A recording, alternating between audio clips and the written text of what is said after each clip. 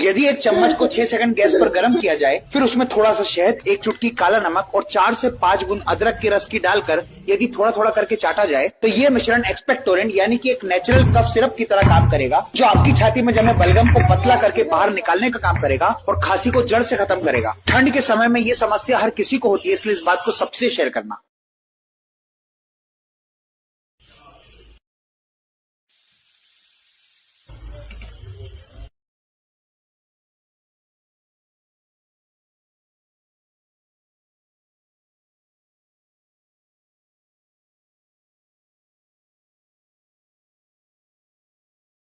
यदि एक चम्मच को 6 सेकंड गैस पर गर्म किया जाए, फिर उसमें थोड़ा सा शहद, 1 चुटकी काला नमक और 4 से 5 बूंद अदरक के रस की डालकर यदि थोड़ा थोड़ा करके चाटा जाए तो ये मिश्रण एक्सपेक्टोरेंट यानी कि एक नेचुरल कफ सिरप की तरह काम करेगा, जो आपकी छाती में जमे बलगम को पतला करके बाहर निकालने का काम करेगा और खांसी को जड़ से खत्म करेगा। ठंड के समय में ये समस्या हर किसी को होती है, इसलिए इस बात को सबसे शेयर करना।